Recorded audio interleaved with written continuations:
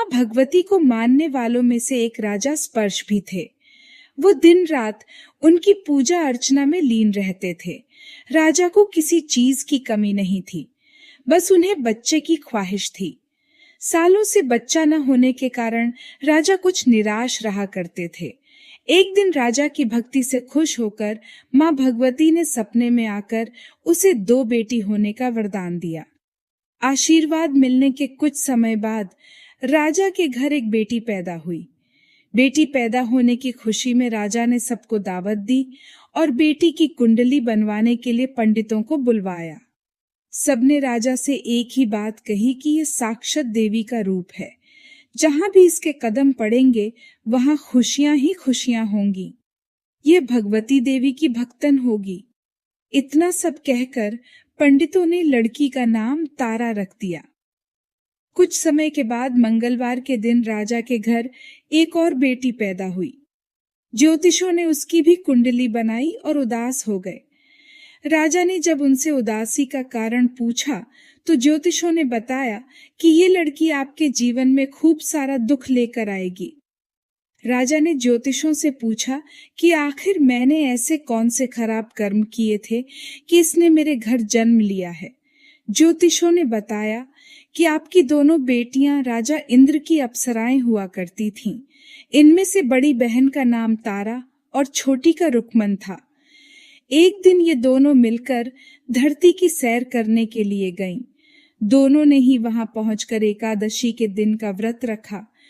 तारा ने अपनी छोटी बहन से कहा कि आज एकादशी का व्रत है, इसलिए बाजार जाकर कुछ ताजे फल ले आओ, लेकिन वहां कुछ खाना मत। रुक्मन बाजार फल लेने के लिए चली गई। वहां उसे मछली के पकौड़े दिखे। उसने झट से उन्हें खा लिया और अपनी दीदी के लिए कुछ फल ले लिए।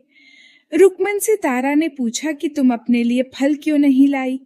उसने जवाब दिया कि वो मछली के पकौड़े खाकर आई है। तारा ने गुस्से में कहा कि तुम पापीन हो। एकदशी के दिन तुमने मछली खा ली। ऐसे खराब कर्म के लिए मैं तुम्हें छिपकली बनने का श्राप देती हूँ।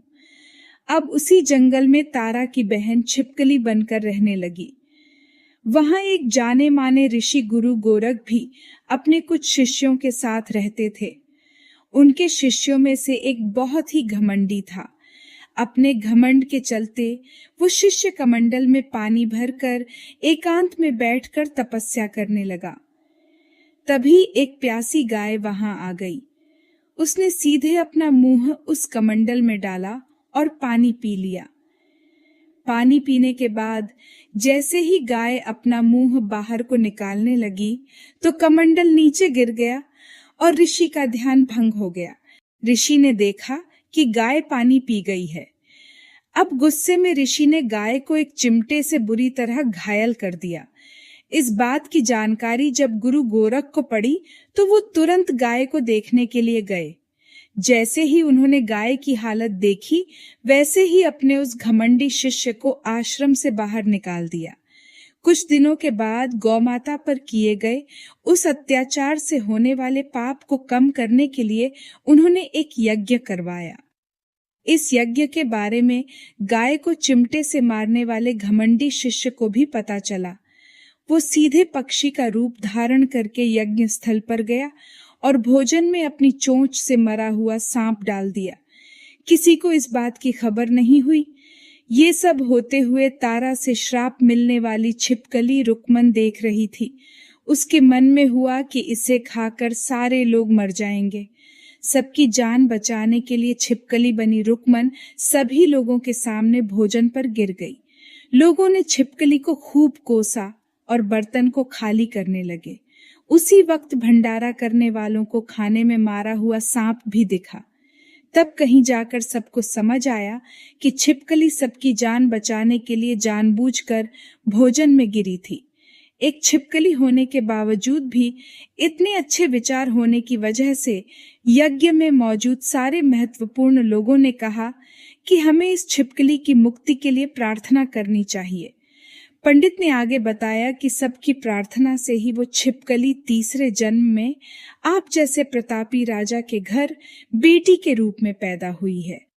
वहीं तारा ने दूसरे जन्म तारामती के रूप में लिया और अयोध्या के राजा हरिश्चंद्र से शादी की।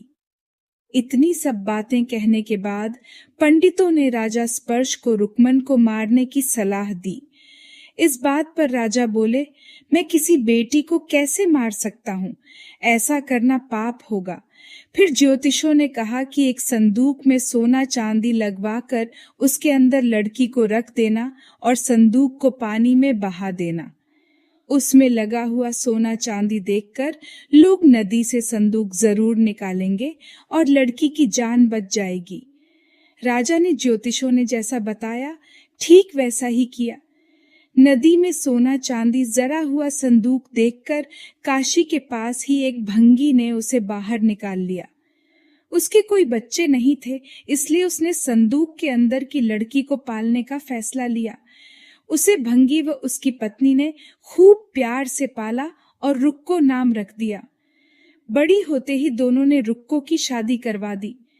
रुक्को की सासू माँ तारामती और राजा हरिश्चंद्र के महल में साफ सफाई करने का काम किया करती थी। कुछ दिनों के बाद रुक्को की सासू माँ बीमार हो गई। उनकी जगह रुक्को वहां काम करने लगी। तारामती ने उसे देखा और पुराने जन्म के पुण्य के कारण पहचान लिया और उसे कहा कि तुम मेरे साथ बैठ जाओ। रुक्को ने बोला कि मैं तो भंगिन हूँ, इसलिए आपके पास नहीं बैठ सकती।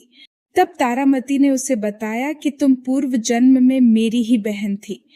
तुमने एकादशी के व्रत के दिन मछली खा ली थी और मैंने तुम्हें दंड देते हुए छिपकली बना दिया। अब तुम्हें दोबारा मनुष्य जन्म मिला है, तो इस जन्म में माँ वैष्णो की पूजा करके पुण्य कमा लो। माँ की पूजा से तुम्हारी सारी इच्छाएं भी पूरी होंगी।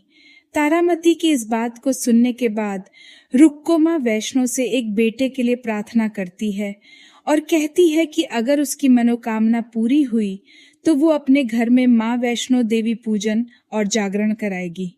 माँ वैष्णो देवी उसकी प्रार्थना सुन लेती है और उसे बेटा होता है। पुत्र की प्राप्ति के बाद रुक्को उसकी देखभाल और लाड दुलार में माँ वैष्णो देवी की पूजा करना भूल जाती है। ऐसा होते होते 5 साल बीत गए और फिर एक दिन उस बच्चे को चेचक यानी माता निकल आती है। बच्चे की ऐसी स्थिति देखकर परेशान रुक्को अपने पिछले जन्म की बहन तारामती के घर जाकर उन्हें इस समस्या के बारे में बताती है। तब तारामती ने पूछा कि तुमने माँ वैष्णो देवी की पूजा अर्चना में कोई गलती तो नहीं की? फिर रुक्को को याद आता है कि उसने माँ वैष्णो देवी का जागरण कराने का प्रण लिया था। ये बात याद आते ही रुक्को को काफी पछतावा हुआ और मन में माँ से कहा कि बच्चे के ठीक होते ही वो अपने घर में जागरण कराएगी। अगले ही दिन उसका बेटा पूरी तरह ठीक हो जाता है। तभी रुक्को ने माता रानी के मंदिर जाकर पुजारियों को कहा कि मंगलवार के दिन घर में जागरण करवा दीजिए। रुक्को की बात सुनकर पंडित कहते हैं कि तुम यही 5 रुपये दे दो, तुम्हारे लिए हम मंदिर में ही जागरण करा देते हैं। रुक्को कहती है, मुझे पता है कि मैं चमारिन हूँ, लेकिन आप मेरे घर आकर ही जागरण करवा दीजिए। माँ किसी तरह का भेदभाव नहीं करती है, तो आपको भी नहीं करना चाहिए। इस पर पंडितों ने विचार विमर्श करके कहा कि अगर रानी आपके जागरण में आती है तो हम तुम्हारे घर आकर जागरण करने के लिए तैयार हैं। पंडितों की बातें सुनकर रुक्को अपनी बहन रानी तारामती के पास जाती है और तारामती को सारी बात बताती है। रुक्को की बातें सुनकर तारामती जागरण में जाने के लिए तैयार हो जाती है। इस बात को बताने के लिए रुक्को जब पंडित जी के पास जाती है तब उनके बीच की बातों को सेन नामक नाई सुन लेता है। फिर वह राजा हरिश्चंद्र को जाकर सारी बातें बता देता है। राजा के मन में हुआ कि रानी को नीची जाति वालों के घर जागरण में नहीं जाना चाहिए। इसी वजह से वो अपनी उंगली काट लेते हैं, जिससे उन्हें नींद न आए और रानी जागरण में न जा सके। जब जागरण का समय होता है तब भी राजा को जागते हुए देखकर रानी मन ही मन माँ वैष्णो देवी से प्रार्थना करती है कि महाराज को नींद आ जाए ताकि मैं जागरण में जा सकूं। रानी की प्रार्थना के कुछ ही देर बाद राजा को नींद आ जाती है। फिर रानी तारामती रोशनदान में रस्सी बांधकर महल से नीचे आकर रुक्को के घर चली जाती है। इसी जल्दबाजी में रास्ते में ही रानी का रेशमी रुमाल और एक पांव का कंगन गिर जाता है। इधर कुछ वक्त बाद राजा हरिश्चंद्र की नींद टूट जाती है। नींद खुलने पर रानी को अपने पास न देखकर राजा उसकी तलाश में निकल जाते हैं। रानी को ढूंढते ढूंढते उन्हें रानी का रुमाल और कंगन मिलता है। रानी की चीजों को अपने साथ लेकर राजा जागरण स्थल पहुंचते हैं और एक जगह चुपचाप बैठकर जागरण सुनने लगते हैं। माँ वैष्णो देवी के जयकारे के साथ जागरण खत्म होता है और सभी को प्रसाद दिया जाता है।